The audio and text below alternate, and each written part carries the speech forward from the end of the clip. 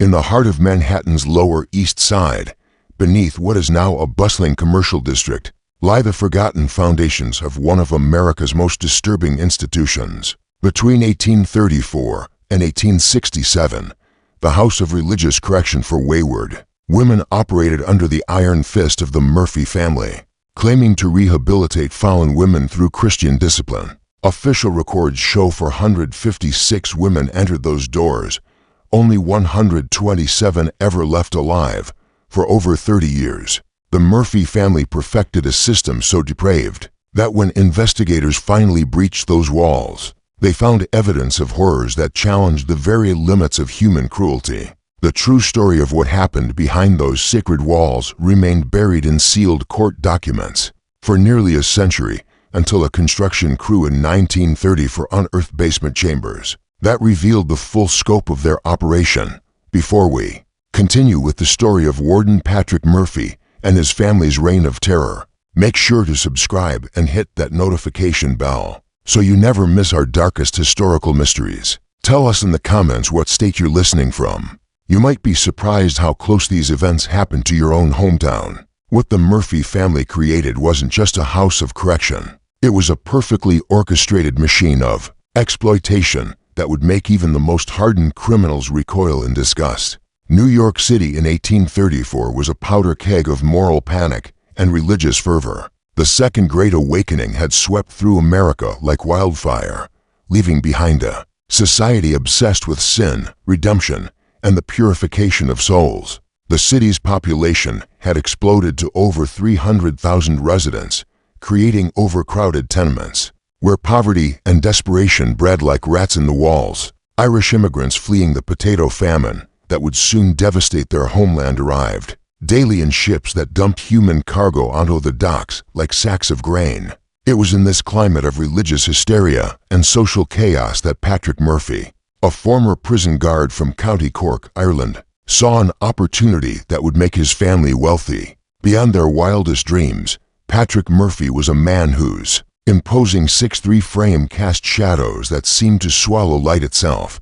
His weathered hands, scarred from years of brutal work in Ireland's notorious Kilmum jail, could break a woman's wrist with the casual ease of snapping a twig. A jagged scar ran from his left ear to the corner of his mouth, a memento from a prisoner's desperate escape attempt that had failed spectacularly. But it was his eyes, pale blue and utterly devoid of warmth, that truly revealed the monster beneath. The pious exterior, when he spoke of God's will, his voice carried the authority of a man who believed himself to be divine judgment incarnate. Patrick had learned his trade in the old country. Political prisoners and Irish rebels had taught him that every human being had a breaking point, and that breaking point could be found with the right combination of physical pain and psychological manipulation. His wife, Kathleen Murphy, had perfected the art of cruelty disguised as maternal care during her years as a workhouse supervisor in Boston's Irish Quarter. A woman of average height but extraordinary presence, she possessed the unique ability to inflict psychological torture while maintaining an expression of loving concern. Her thin lips would curve into what resembled a smile, but her dark eyes betrayed a satisfaction that bordered on the sexual. When witnessing another woman's humiliation, Kathleen understood that breaking a woman's spirit required a delicate touch. Too much force, and they would retreat into madness, becoming useless for their purposes. Too little, and they would retain hope, making them dangerous. She had studied the techniques used by the Magdalenes in Ireland, where fallen women were worked to death under the guise of moral rehabilitation, and she brought those methods to America with refinements born of her own twisted imagination. Shaw Murphy, Patrick's younger brother and the institution's chaplain, brought an intellectual sadism to their unholy trinity that elevated their crude brutality into something approaching art. A failed seminary student with a brilliant mind, twisted by rejection and bitterness, Shaw had been expelled from 3 different theological schools for what his professors delicately called inappropriate interpretations of Scripture. His sermons could reduce grown women to sobbing confessions of sins they had never committed, and his knowledge of human psychology allowed him to identify and exploit each victim's deepest fears and insecurities with surgical precision. Shaw possessed an encyclopedic knowledge of religious texts from multiple denominations, allowing him to craft theological justifications for any atrocity, using the victim's own faith against them. He had spent years studying the interrogation techniques used during the Spanish Inquisition, not out of historical curiosity, but as a practical guide for breaking human will. The family's operation expanded significantly when Patrick's eldest son, Thomas Murphy, returned from his failed attempt at establishing a shipping business in Boston. Thomas brought with him a network of corrupt politicians, police officials, and businessmen who would become essential to the family's enterprise, along with a sophisticated understanding of how money and influence flowed through New York's complex political machinery. Unlike his father's crude brutality, Thomas possessed a refined cruelty that came from his education at Harvard College and his exposure to the ruthless business practices of Boston's merchant class. He understood that true power lay not in violence, but in the systematic destruction of hope, and that the most effective way to control people was to make them complicit in their own degradation. Thomas had learned from his business failures that success required diversification and careful risk management, lessons he would apply to the family's criminal enterprise with devastating effectiveness. The final member of this diabolical family was Mary Murphy, Patrick's sister-in-law and Kathleen's closest confidant, a woman whose own traumatic past had warped her into something barely recognizable as human. Mary had survived the horrific conditions aboard an immigrant ship, where cholera had killed half the passengers, including her husband and 2 young children. The experience had left her with a profound hatred for weakness and suffering, which she rationalized as divine judgment against the unworthy. Her knowledge of herbs and primitive surgery techniques learned from necessity during the voyage allowed the family to keep their victims alive far longer than nature intended, prolonging their suffering with a precision that spoke to years of practice and experimentation. Mary served as the institution's medical attendant, a position that gave her access to every woman who entered their facility and allowed her to document their physical and mental condition for the family's business purposes. The House of Religious Correction for Wooed Women opened its doors on a bitter February morning in 1834, occupying a massive 4-story brick building that had previously served as a textile factory. The building's location had been carefully chosen, close enough to the city center to be convenient for clients and officials, but far enough from respectable neighborhoods to avoid unwanted scrutiny. The structure itself told the story of New York's rapid industrialization. Built in 1820 to house textile machinery, it had been abandoned when cheaper production moved to mill towns in Massachusetts, leaving behind a hollow shell perfectly suited to the Murphy family's dark purposes. The building's windows had been bricked over except for narrow slits that allowed just enough light to navigate the corridors, but not enough for the inhabitants to gauge time or weather. This disorientation was deliberate. Without natural light cycles, the women lost track of days and weeks, making them more susceptible to manipulation and control. The Murphy family had invested heavily in soundproofing, installing thick wool insulation between the walls that muffled even the most desperate screams. The walls themselves were painted in deep dark colors that seemed to absorb what little light penetrated the building, creating an atmosphere of perpetual twilight that crushed the spirit. Even before any direct abuse began, the institution's public face was that of a progressive rehabilitation center where women guilty of prostitution, adultery, public intoxication, or moral degeneracy could find redemption through prayer, honest work, and Christian education. The Murphy family marketed their services to judges, police officials, and concerned families as a humane alternative to the squalid conditions of Blackwell's Island or the city's overcrowded prisons. They published testimonials from supposedly reformed women and distributed pamphlets describing their revolutionary methods of moral rehabilitation through Christian love and discipline. What made their operation particularly insidious was its legal foundation. New York's moral reform laws of the 1830s gave extraordinary power to religious institutions that claimed to offer rehabilitation services. The Murphy family had carefully studied these laws and crafted their charter to exploit every loophole, giving them nearly unlimited authority over the women placed in their care. Once a woman entered their facility, she essentially disappeared from the legal system until the Murphy family decided to release her, if they ever did. Asterisk.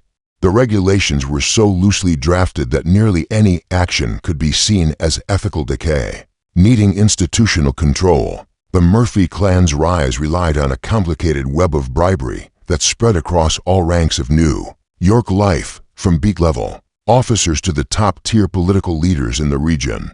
Thomas Murphy had built these ties with the care of a spider weaving its snare, knowing that every link made the whole system tougher and harder to break. These figures didn't merely allow the Murphy clan scheme, they were its key patrons and most crucial defenders. Magistrate Hamilton Prescott of the Manhattan Penal Court turned into one of their top suppliers of prey, a man whose public image as a virtue enforcer gave ideal disguise for his hidden vices. A pillar in the Presbyterian chapel and loud voice for virtue law, Prescott often assigned young girls to the house of moral discipline for infractions as slight as being spotted alone with a male at night or speaking to freely in crowds. His legal bench turned into a trapping zone where pretty young girls, especially those lacking family links or social class, ended up doomed to the Murphy clan's soft cruelty. What the docket books never exposed was that Prescott got detailed updates on each girl's handling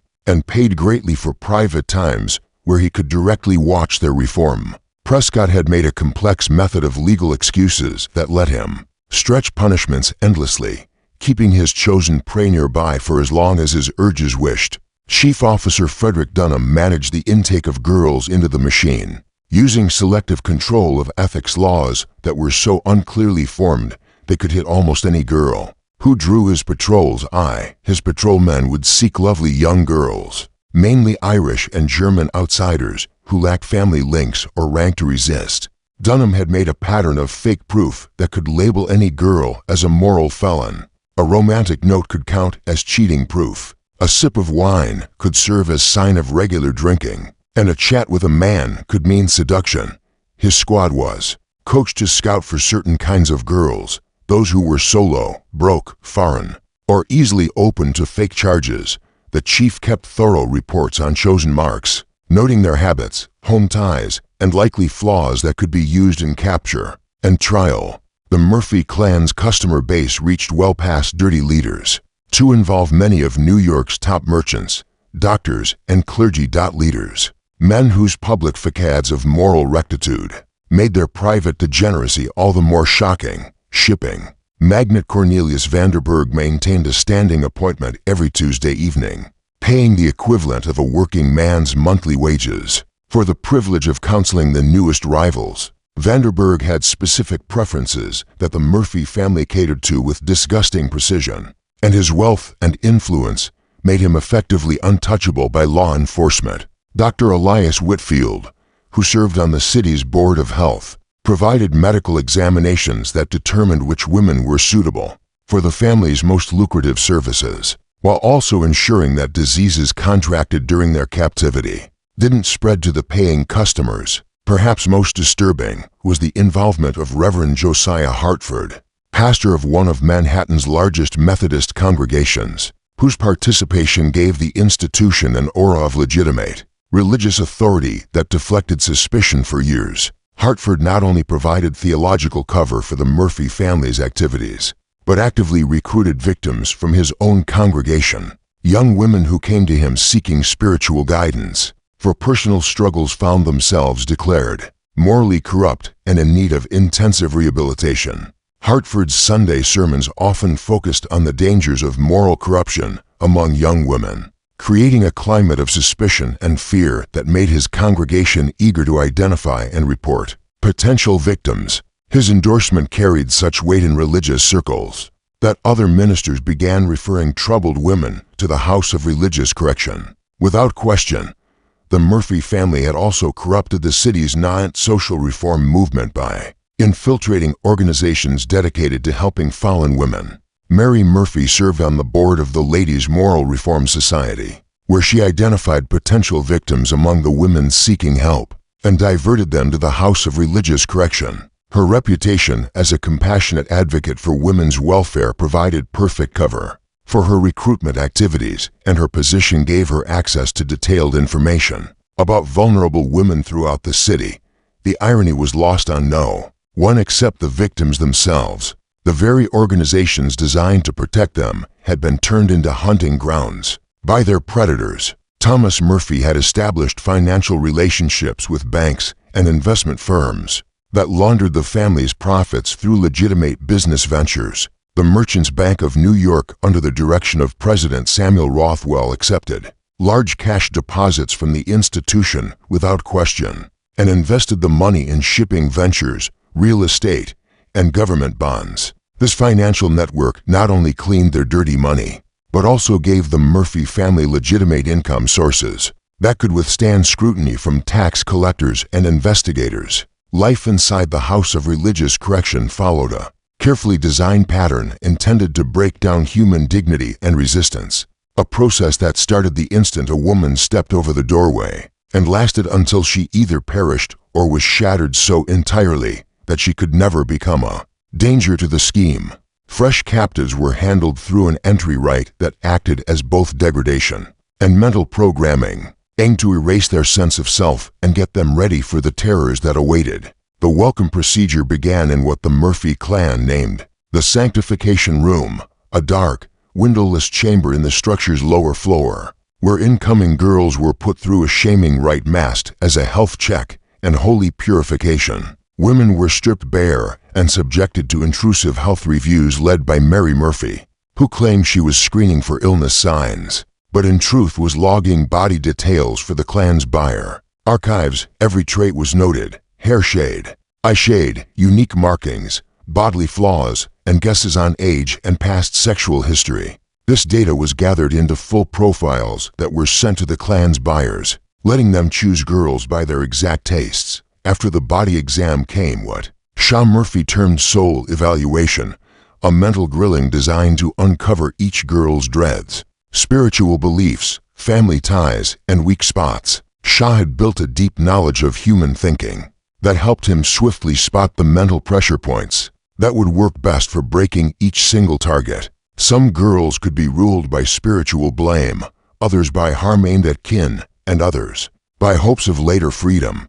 Sean's reviews shaped not just how each girl would be handled, but also how long she might be expected to endure the ordeal. The site's design had been carefully made to cause mental confusion and stop any feeling of routine or power. Halls led to blocked paths, steps ended suddenly, and rooms were wrongly named to stop inmates from building mind maps of their space. The Murphy clan grasped that puzzlement and doubt were mighty tools for keeping control over their prey, and they had poured major effort into making the place as confusing as could be. Doors lacked names, corridors twisted without clear reason, and the lamps were kept purposefully low to make movement tricky and unsafe. Each girl got a digit instead of being called her name, stressing their shift from people into products. Their private things were taken and burned in a rite that Patrick Murphy called shedding the old wicked self. Even wedding bands and sacred charms were ruined, cutting the girls' emotional ties to their past lives and selves.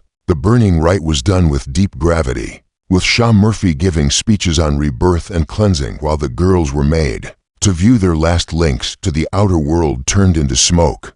The daily schedule was crafted to drain both body and soul while earning money for the Murphy clan. Through coerced labor, women were roused at 4 o'clock each morning for 2 hours of devotion and admission, a punishing mental ritual where they were made to admit to wrongs they had never done and plead pardon for their supposed moral flaws. These dawn rituals were directed by Shaw Murphy, who used them to deepen each woman's feeling of uselessness and reliance on the clan's pity. The admissions were documented and used as proof of the women's ethical decay, giving legal excuse for their ongoing jailing.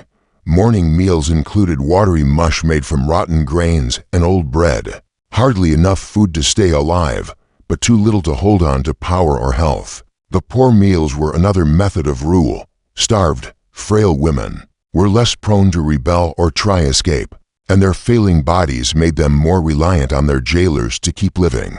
The Murphy clan coldly measured the least food needed to keep their captives breathing and working, seeing meals as simply one more cost to shrink. The early day was spent in harsh labor that brought profit for the Murphy clan, while keeping the women to dream of escape. They ran a wash service that worked with local inns and firms, a stitching shop that made outfits for shop sales, and a small crafting group that created home items. The tasks were crushing and harmful, done with crude tools in stuffy, airless rooms that stank of toxins and human pain. Women who grew too frail or ill to toil were either removed or shifted to other kinds of work that took less muscle, but often proved even more shameful. Later hours were given to virtue lessons led by Shah Murphy, whose lectures were expert works of mental warfare crafted to make the women think their pain was not only earned but key to their soul's saving.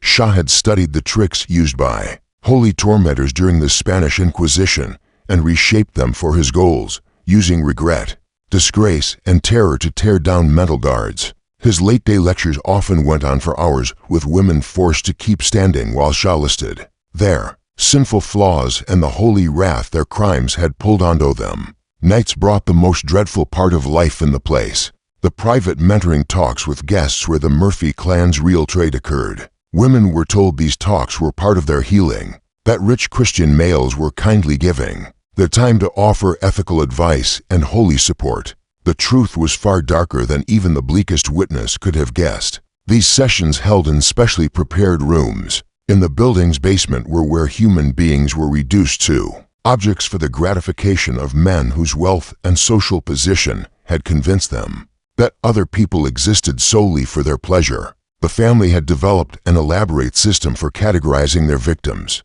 based on physical appearance, personality traits, and the specific preferences of their clientele. Some men preferred broken women who had been reduced to complete submission, while others enjoyed the challenge of conquering those who still retained some spark of defiance.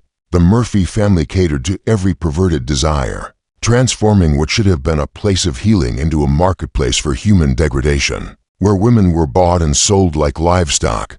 What made their system particularly effective was the veneer of religious authority that covered every atrocity. Victims were told that resistance to their treatment was resistance to God's will, that their suffering was purifying their souls, and that submission to their tormentors was a form of holy obedience. Sean Murphy's theological expertise allowed him to quote scripture in support of any abuse, no matter how depraved, convincing many victims that their torture was somehow sanctified by divine approval. Just when we thought we'd seen the depths of the Murphy family's depravity, the discovery of their record-keeping system revealed an even more disturbing truth about their operations. If this story is giving you chills, share this video with a friend who loves dark mysteries. Hit that like button to support our content, and don't forget to subscribe to never miss stories like this. Let's discover together what horrors those meticulously kept records would reveal. The Murphy family's operation was far more sophisticated than a simple exploitation scheme. It was a carefully managed business enterprise with detailed financial records, client databases, and systematic methods for maximizing profit from human suffering that would have impressed the most ruthless robber barons of the era. Thomas Murphy, with his Harvard education and business background, had transformed his family's cruelty into a model of cold efficiency that treated human beings as raw materials to be processed and refined into profitable commodities. The family maintained 3 separate sets of books, each serving a different purpose in their elaborate deception. The first, available for inspection by legal authorities, showed modest income from rehabilitation services, charitable donations, and the sale of goods produced by reformed women learning honest trades. The second shared only with their network of corrupt officials, detailed bribes, protection payments, and the complex financial arrangements that kept their operation running smoothly. The third, hidden in a secret compartment behind a false wall in Thomas Murphy's private office, recorded their true earnings from what they euphemistically called moral guidance services. This hidden ledger, discovered decades later during renovation of the building, revealed an operation that generated the equivalent of millions in today's currency, making the Murphy family one of the wealthiest criminal enterprises in American history. Their client base was organized into membership tiers, each with different privileges and pricing structures that maximized revenue. while maintaining the illusion of moral respectability. Basic membership marketed to lower-level officials, and small businessmen allowed access to group counseling sessions, where multiple clients could observe the humiliation of prisoners for a modest fee. These sessions were presented as educational opportunities where respectable men could witness the rehabilitation process and understand the importance of moral reform. Premium memberships available to wealthier clients included private sessions with specific women, detailed progress reports, and the opportunity to participate in the design of individual rehabilitation programs. The most expensive platinum service offered clients the opportunity to participate in the intake process for new arrivals, allowing them to select their victims from among the fresh captures and specify exactly how they wished their chosen women to be reformed. The Murphy family had also developed what they called specialty services for clients with particular interests or unusual requirements. Some men paid extra to participate in the fake religious ceremonies that Sean Murphy conducted, where they could play the role of divine judgment incarnate while inflicting psychological torture on helpless victims. Others purchased the right to design specific torments for women who had rejected them in the outside world, turning the institution into a vehicle for personal revenge. Disguised as moral correction, the family even offered educational packages where clients could observe the entire process of breaking a woman's will, from initial intake through final submission, as a form of entertainment that satisfied their curiosity about human suffering. Thomas Murphy had established connections with similar operations in other cities, creating a network that allowed them to trade women like commodities in a market that spanned multiple states.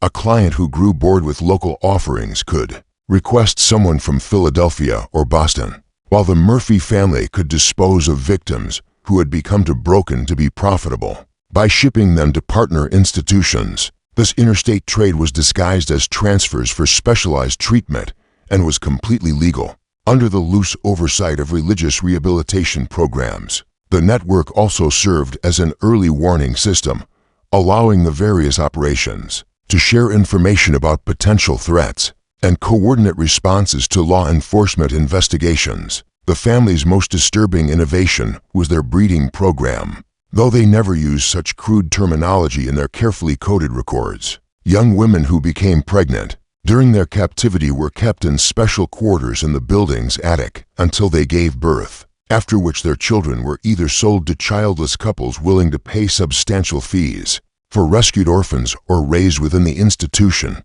to become the next generation of victims and perpetrators. The program served multiple purposes. It provided additional revenue, created a renewable source of victims, and offered clients the opportunity to participate in what Sean Murphy described as the creation of new life through moral purification.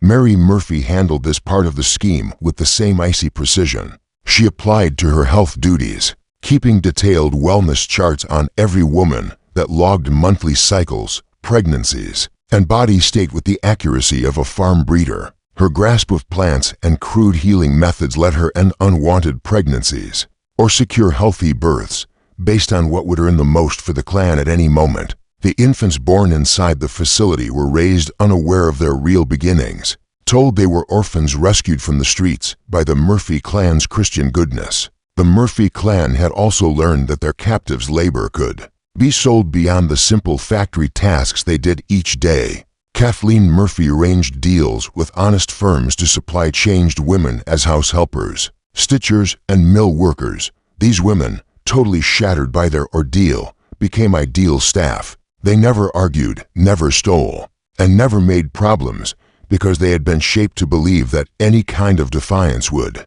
bring punishment far worse than death. The homes and firms that hired them praised the Murphy clan's reform tactics, not realizing that the women's obedience came from fear, not healing. Thomas Murphy had also introduced what current crime experts would call an early model of people trafficking, building ties with ship officers and immigration clerks that helped him get new prey from the desperate newcomers landing daily at New York Harbor. Women who had endured the brutal states aboard migrant ships only to find themselves alone and broke in a strange place were easy marks for offers of what they were told were honest job openings the Murphy clan's scouts greeted docking vessels and picked out fragile women who could be easily cut off from any outside help. The Murphy clan's grip of horror might have lasted forever if not for a chain of events in 1866 that finally brought their deeds into the open. The first break in their tightly woven mask came from an unlikely place.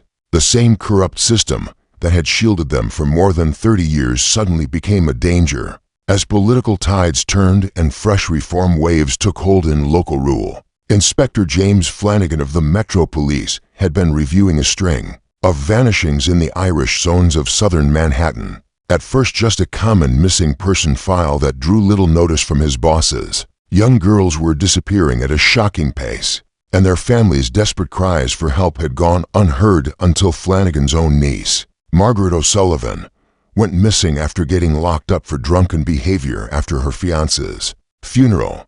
Margaret was a decent young lady who worked as a tailor and had never clashed with the law, making her sudden jailing and vanishing especially troubling to her uncle's expert view. Flanagan's digging led him to find odd patterns in arrest books and court rulings that showed a clear pattern of chosen attacks on helpless girls. He began tracking the cases of missing women and discovered that an unusually high percentage of them had been arrested on morality charges and sentenced to the House of Religious Correction. When he attempted to visit the institution to check on his niece's welfare, he was told that she had been transferred to another facility for specialized treatment, but no records of the transfer could be produced. His inquiries made certain members of the corruption network nervous, particularly Captain Dunham, who began to fear that his role in the operation might be exposed. The situation became critical when Flanagan enlisted the help of Father Michael Ollie, a reform-minded priest who'd been documenting the disappearances in his parish and had begun to suspect that something sinister was happening to the missing women. Father Ollie had noticed that many of the women who disappeared were among the most devout members of his congregation, making their alleged moral corruption highly unlikely. His investigation had uncovered evidence that arrest reports were being falsified and that witnesses to the alleged crimes could not be located or had given contradictory statements. In a desperate attempt to protect himself and shut down the investigation, Captain Dunham decided to eliminate the evidence by ordering an accidental fire at the House of Religious Correction. Dunham believed that destroying the building and its contents would not only eliminate any evidence of the Murphy family's crimes, but also dispose of the witnesses who could testify against the corruption network. He arranged for a group of corrupt constables to set the fire during the early morning hours, when most of the inhabitants would be sleeping, ensuring maximum casualties and minimum chance of discovery. However, Dunham's plan backfired spectacularly when the fire spread faster than anticipated and attracted the attention of Fire Chief Michael O'Brien, an honest man who had somehow avoided corruption despite 30 years in city service. Instead of destroying evidence, the fire revealed horrors that had been hidden from public view for over 3 decades. When firefighters arrived at the burning building on the night of November 15, 1866, they expected to find a typical institutional fire with some casualties and property damage. Instead, they discovered dozens of women chained in basement rooms that didn't appear on any official building plans, their screams audible even over the roar of the flames. Fire Chief O'Brien immediately ordered his men to break down every door and search every room, regardless of whether they were supposed to be occupied. What they found in those hidden chambers challenged their understanding of human depravity and convinced them that they had stumbled upon something far more sinister than a simple institutional fire. Women in various states of physical and mental breakdown were discovered in conditions that defied description. Some chained to walls for so long that their limbs had atrophied, while others showed signs of systematic torture that had clearly been ongoing for years. The Murphy family's response to the fire revealed the true nature of their operation and demonstrated their complete lack of human conscience. Instead of showing concern for the women trapped in the building, their first priority was destroying documents and evidence that could implicate them in criminal activity. Thomas Murphy was observed by several firefighters throwing ledgers and papers into the flames, while Sean Murphy attempted to lead a group of clients out through a secret tunnel that connected the building to a nearby church basement. Their panicked efforts to cover their tracks only served to confirm the firefighters' suspicions that something deeply wrong had been happening in the building. Mary Murphy's reaction was perhaps the most telling and disturbing. When firefighters found her in the basement medical facility, she was methodically poisoning the women who were too injured to move, claiming that she was putting them out of their misery to spare them further suffering. Her matter-of-fact explanation that these women couldn't be allowed to talk revealed the calculated nature of the family's cruelty and their awareness that what they had been doing was not only criminal, but so heinous that public exposure would result in immediate and severe retribution. News of the fire and the discovery of the Murphy family's victims spread through New York City like wildfire, creating a public outcry that could not be ignored, suppressed, or explained away by the usual methods of political influence and bribery. The city's newspapers, previously reluctant to investigate the institution due to its religious facade and political connections, suddenly found themselves in fierce competition to expose the most shocking details of the story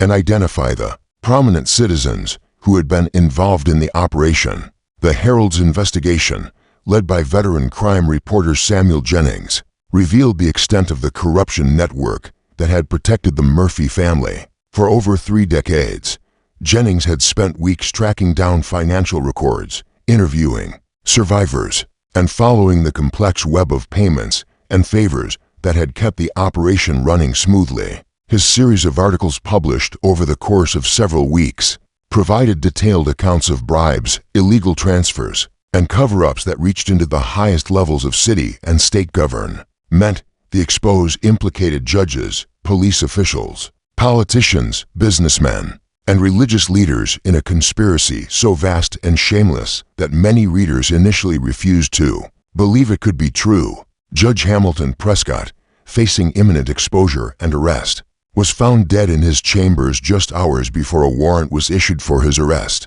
He had apparently taken his own life rather than face public disgrace and criminal prosecution, leaving behind a detailed suicide note that served as a full confession of his involvement in the operation.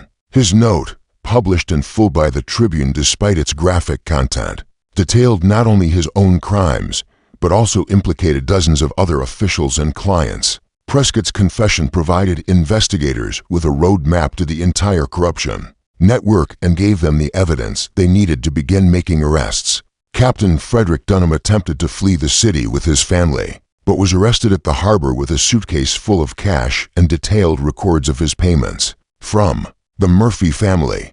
Under harsh questioning, Dunham exposed the entire reach of the scheme and gave sworn statements that would eventually trigger more than 40 charges among local leaders, business owners, and religious figures. His aid was driven not by guilt, but by a frantic effort to cut his own punishment, and his deep insight into the bribery web made him a priceless informant for legal teams. The Murphy clan themselves turned out surprisingly tricky to seize, hinting they had crafted detailed getaway strategies for just such an emergency. Patrick Murphy was discovered lifeless in the wreckage of the facility, apparently killed when a burning support dropped on him as he tried to erase proof in the lower levels. Still, the medical examiner's report showed he had been hit on the skull with a blunt item before the beam dropped, pointing to one of his victims at last finding the bravery and chance to strike back. The name of his attacker was never learned, as several of the living women had wounds that might have come while fighting to protect themselves. Kathleen Murphy vanished entirely and was never tracked despite a wide-ranging search that spread across many states and involved national marshals. Some clues hinted she had taken on a new name and escaped to California, while other hints placed her in Europe with kin who had moved years before. Her power to vanish so fully hinted the Murphy clan had prepared full escape routes and created cover names and hideouts for use in case of exposure. Multiple women fitting her look were detained in several towns over the next years, but none turned out to be the hard-to-catch matron of the Murphy clan. Sean Murphy was seized 3 days after the blaze at a monastery in northern New York, where he had hidden under church leaders who first trusted his story of attacks from anti-Catholic groups. His capture was made harder by his priestly title and the church's usual shield for holy men. But the case against him was so strong that even the firmest bishops could not defend giving him shelter. During his hearing, his sworn words uncovered the complex spiritual excuses he had built to defend the clan's crimes, giving a chilling look how sacred power could be twisted to support the most cursed ends. Thomas Murphy's arrest was likely the boldest and most vital, since he held the full company records that would let the courts pull apart the whole plot and name all of its members. He had run to his sea trade allies in Boston and was trying to buy travel to Europe when Officer Flanagan caught him using a system of tipsters and fellow staff. Thomas carried a bundle of pictures, papers, and account books that showed proof of the clan's customers and trade dealings going back to the facility's start. His capture sparked a wave of court actions that spread across many states and uncovered matching rings in other towns. Mary Murphy was found in the basement medical facility, having apparently suffered a complete mental breakdown that left her unable to understand the reality of her situation. She was discovered sitting calmly among the bodies of the women she had poisoned, singing lullabies and brushing their hair as if they were still alive. Her trial was brief as she was clearly unable to understand the charges against her or assist in her own defense. She spent the remainder of her life in an asylum where she continued to insist that she had been helping the women achieve peaceful redemption and seemed genuinely confused by the accusations leveled against her. The trials that followed the Murphy family's exposure became a sensation that captivated the entire nation and revealed the shocking extent of corruption and moral hypocrisy that had allowed such horrors to continue for over 3 decades. The courthouse was packed daily, with spectators eager to hear the shocking testimony of survivors and the confessions of corrupt officials, while newspaper reporters from across the country flocked to New York to cover what many considered the crime of the century. Survivor testimony painted a picture of horror that was almost too terrible for civilized minds to comprehend. Yet the evidence was so overwhelming and consistent that even the most skeptical observers were forced to accept its truth. Women described years of systematic abuse, watching friends disappear, never to be seen again, and being forced to participate in degrading acts that were presented as religious ceremonies. Their accounts revealed the sophisticated psychological techniques the Murphy family had used to break their will and maintain control over them, methods that combined physical brutality with mental manipulation in ways that challenged contemporary understanding of human psychology. Margaret O'Sullivan, Detective Flanagan's niece, was among the survivors rescued from the fire, and her testimony was particularly powerful because she had been in the institution for less than a year and could still articulate the methods used to break down new rivals. Her description of the intake process and the systematic stripping away of identity and dignity provided crucial evidence for the prosecution, while her detailed account of the daily routine revealed how the Murphy family had perfected the art of maintaining control through exhaustion, humiliation, and false hope. Margaret's testimony was especially damaging because her background as a respectable working woman contradicted the Murphy family's claims that their victims were naturally depraved individuals who required harsh treatment. Elizabeth Carmichael, a former school teacher who had spent 3 years in the institution after being falsely accused of adultery by a rejected suitor, provided testimony that revealed the scope of the Murphy family's client network. Her education and articulate manner made her an ideal witness, and her detailed recollections of conversations with clients exposed the involvement of prominent citizens who had believed their identities were protected by the institution's veil of secrecy. Elizabeth's testimony revealed that many clients had specifically requested women of certain backgrounds or professions, turning the institution into a menu service for those rich enough to pay for tailored humiliation. The court case also revealed the involvement of New York's cultural and spiritual elite in the Murphy clan's offenses, exposing a depth of moral decay that stunned even the most jaded witnesses. Well-known business leaders who had posed as virtue reformers were found to be frequent patrons of the facility,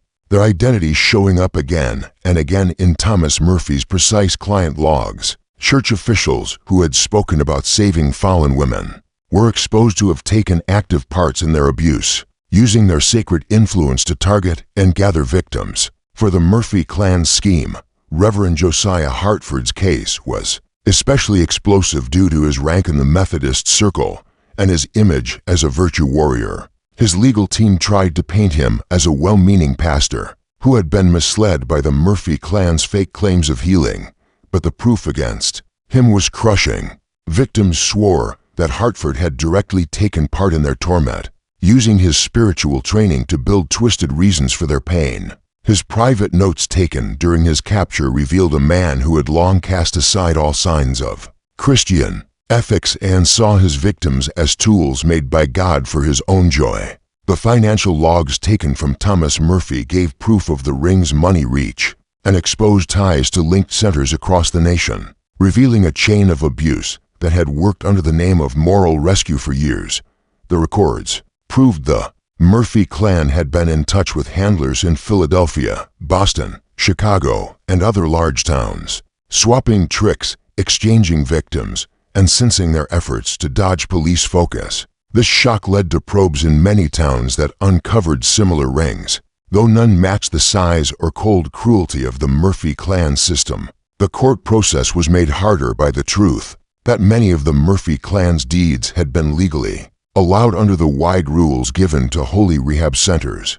Legal teams had to invent fresh arguments to charge actions that old law had not yet defined, creating rulings that would shape crime law for years after. The defense lawyers for the many suspects tried to say their clients had thought they were part of real rehab work, but the mountain of proof of planned harm and the money logs showing huge gains from people's pain made those claims impossible to hold. The punishments given were as strict as the law would allow, though many watchers believed that even the worst penalties fell short of justice. When faced with the size and length of the crimes, Sean Murphy was put to death by rope in 1868, holding to his guiltlessness until the very end and insisting that his death was part of a plot against real Christianity. His last words at the noose gave a long religious defense of his choices and a claim that time would prove his methods of moral cleansing were right. Thomas Murphy got jail for life and passed away in Singing Prison in 1882, reportedly killed by fellow inmates who had learned the nature of his crimes and decided to dispense their own form of justice. The corrupt officials who had protected the Murphy family faced varying degrees of punishment, though many escaped serious consequences through political connections or by fleeing the jurisdiction before they could be arrested. Judge Prescott's suicide had eliminated one of the key figures in the corruption network, while Captain Dunham's cooperation with prosecutors earned him a reduced sentence that many felt was far too lenient given his central role in supplying victims to the operation. The scandal effectively ended the careers of dozens of politicians and judges, though few faced serious criminal penalties beyond the loss of their positions and public disgrace. Several prominent businessmen and religious leaders were convicted on lesser charges and received sentences ranging from heavy fines to short prison terms, but the nature of the evidence against them suggested that their involvement had been far more extensive than the courts were able to prove. The social and political connections that had protected these men during their criminal activities also served to limit their punishment once their crimes were exposed, demonstrating the persistent power of wealth and influence even in the face of overwhelming evidence of moral corruption. The Murphy family case had far-reaching consequences that extended well beyond the criminal prosecutions, fundamentally changing how American society viewed religious institutions, moral reform movements, and the treatment of vulnerable populations. The case exposed fundamental flaws in the systems designed to protect women and led to significant reforms in how such institutions were regulated and overseen, while also contributing to growing skepticism about the moral reform movement and religious authority in general. New York State responded to the scandal by completely restructuring its oversight of religious and charitable institutions, implementing reforms that required regular inspections, detailed record-keeping, and independent oversight boards for any institution that housed vulnerable populations. These reforms, known as the Murphy Laws, became a model for other states and significantly improved conditions in legitimate institutions, while making it much more difficult for criminal operations to hide behind religious facades. The laws required that all such institutions submit to unannounced inspections by state officials, maintain detailed records of all residents and their treatment, and allow unrestricted access to any resident by family members or legal representatives. The case also influenced the development of women's rights movements, as activists used the Murphy family's crimes as evidence of the systematic oppression and exploitation of women in American society. The survivors who testified in the trials became powerful advocates for legal and social reforms that would protect other women from similar exploitation, while their stories provided compelling evidence for arguments about women's need for greater legal rights and social protections. The case demonstrated how women's lack of legal standing and social power made them vulnerable to systematic abuse by those in positions of authority. Elizabeth Cady Stanton and other women's rights leaders used the Murphy case as a rallying cry for legal reforms that would give women greater control over their own lives and protect them from arbitrary imprisonment and abuse. The case provided clear evidence that existing legal protections for women were inadequate, and that the moral reform movement's emphasis on controlling women's behavior had created opportunities for exploitation rather than genuine protection. The building that had housed the House of Religious Correction was demolished in 1869, and the city ordered that no structure could be built on the site for at least 50 years, as a mark of respect for the victims and a reminder of the horrors that had occurred there. The lot remained empty until the 1920s, when it was finally developed into a small park dedicated to the memory of the Murphy family's victims. Even today, many New Yorkers avoid the area, claiming that it feels wrong or haunted, though they often don't know the historical reasons for their discomfort. The Murphy family's story became a cautionary tale that was told and read across America, serving as a warning about the dangers of unchecked authority and the ease with which religious rhetoric could be used to disguise the most heinous crimes. The case influenced literature with several novels of the period, drawing inspiration from the scandal, though none captured the full horror of what had actually occurred. The story also became part of American folklore, with various versions spreading across the country and serving as a reminder of the potential for evil that exists when good people choose to remain silent. Perhaps most significantly, the Murphy family case demonstrated how systematic evil could operate under the cover of moral respectability for decades without being detected or stopped, revealing the importance of transparency, accountability, and skepticism in evaluating institutions that claim moral authority. The case showed that the most dangerous criminals were not the obvious villains, but those who could disguise their cruelty as virtue and use society's own institutions as weapons against the vulnerable. The investigation also revealed how corruption could spread through an entire system, creating networks of complicity that protected wrongdoers and silenced victims. The Murphy family could not have operated for 33 years without the active participation of dozens of officials and the passive complicity of hundreds more, who chose to look the other way rather than investigate disturbing rumors or question suspicious circumstances. Detective James Flanagan, whose investigation had finally exposed the Murphy family's crimes, was promoted to captain and spent the remainder of his career investigating similar cases across the country. He established protocols for investigating institutional abuse that are still used by law enforcement today, and his techniques helped expose several other criminal operations that had been operating under religious or charitable covers. Flanagan's methods emphasized the importance of listening to victims' accounts, following financial records, and looking for patterns of behavior that suggested systematic rather than isolated abuse. Father Michael Ollie, whose documentation of disappearances had supported Flanagan's investigation, became a leading advocate for reform within the Catholic Church and worked to establish safeguards that would prevent similar abuses in religious institutions. His efforts contributed to the development of more rigorous oversight procedures and reporting requirements that made it much more difficult for criminal operations to hide behind religious authority.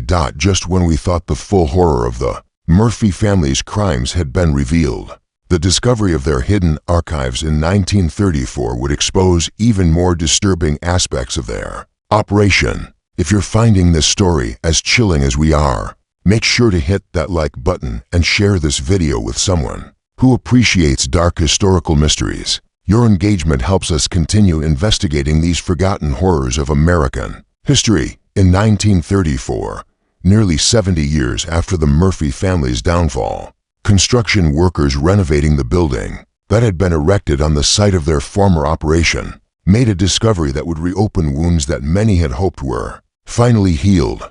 Behind a false wall in what had once been the basement of the House of Religious Correction, workers found a hidden archive containing hundreds of documents, photographs, and personal items that revealed aspects of the Murphy family's operation that had never been exposed during the original trials. The hidden archive included detailed psychological profiles of victims, experimental records documenting various methods of breaking human will, and correspondence with similar operations across the country and even in Europe.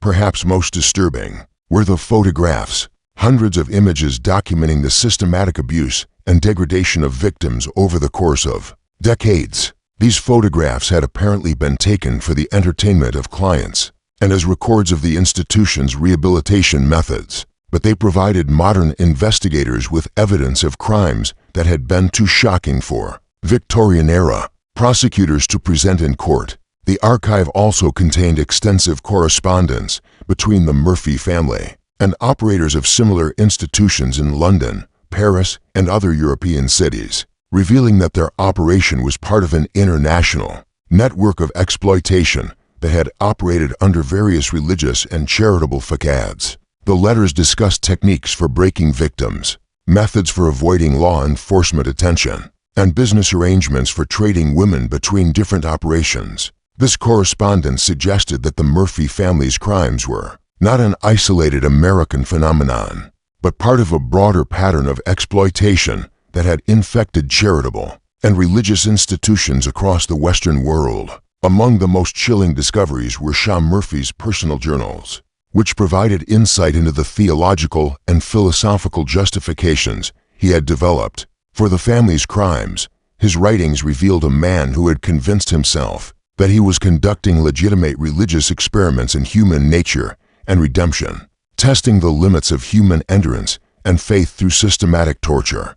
His journals contain detailed observations about the psychological effects of various forms of abuse, and his theories about the relationship between suffering and spiritual purification. The archive also included financial records that had not been discovered during the original investigation, showing that the Murphy family's operation had been even more profitable than previously known. These records revealed additional sources of income, including the sale of victims to international trafficking networks and participation in illegal medical experiments conducted by physicians who were studying the effects of various forms of physical and psychological trauma. The financial scope of the operation was staggering, with profits that would be worth tens of millions of dollars in modern currency. Perhaps most heartbreaking were the personal items that had belonged to victims, letters from home that had never been delivered, religious medallions and family photographs that had been confiscated during intake,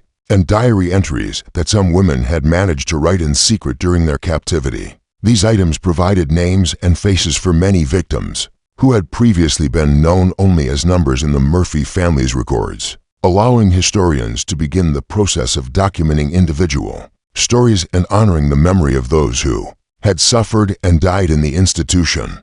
The discovery of the hidden archive prompted a new investigation, led by the New York City Police Department's newly formed Historical Crimes Unit, which was tasked with documenting the full scope of the Murphy family's crimes and identifying any additional victims or accomplices. This investigation, conducted with modern forensic techniques and historical research methods, revealed that the Murphy family's operation had been even larger and more systematic than the original prosecutors had been able to prove. The new investigation also uncovered evidence that some members of the Murphy family's network had escaped justice and continued their criminal activities in other locations after the original scandal. Several unsolved disappearances and mysterious deaths in other cities showed patterns that suggested the involvement of former Murphy family associates, indicating that the network's influence had extended far beyond what had been revealed during the original trials. The Murphy family case continues to raise disturbing questions about the nature of evil and the capacity for ordinary people to participate in or ignore systematic atrocities. Modern psychologists and criminologists have studied the case as an example of how authority figures can exploit their positions to commit crimes that would be impossible for individuals acting alone, while historians have used it to understand the social and political conditions that allowed such operations to flourish in 19th century America. The case also serves as a reminder of the importance of skepticism and accountability in evaluating institutions that claim moral authority. The Murphy family's ability to operate for over 3 decades under the cover of religious respectability demonstrates how easily good intentions can be perverted and how dangerous it can be to grant unchecked power to those who claim to be working for moral or spiritual purposes. Perhaps most troubling is the evidence that the Murphy family's operation was not unique, but part of a broader pattern of exploitation that affected charitable and religious institutions across America and Europe. The correspondence found in the Hidden Archive suggests that similar operations existed in many major cities, protected by networks of corruption and enabled by legal systems that granted extraordinary power to religious and charitable organizations. The Murphy family's victims were not just the women who suffered and died in their institution, but all of society, which was corrupted by the existence of such systematic evil and the complicity required to maintain it. The case demonstrates how the abuse of the most vulnerable members of society ultimately threatens the moral foundation of civilization itself, requiring constant vigilance and courage from those who would protect the innocent. The legacy of the Murphy family case continues to influence modern efforts to protect vulnerable populations and ensure accountability in institutions that serve them. The changes enacted in reaction to their offenses created rules of openness, regulation, and personal freedoms that stay vital to stopping such cruelty today. This tale reveals how simply wickedness can mask itself as righteousness, and how the weakest people in society can be slowly destroyed by the very systems meant to shield them. The Murphy clan's tale is not merely about lone villains, but about the collapse of a full structure to guard those who most deserved safety. What's your view on this account? Do you feel the full truth came out? Or do you suspect there are still lies hidden in New York's past? The Murphy clan worked for more than 30 years. How many other matching systems might have thrived without being caught?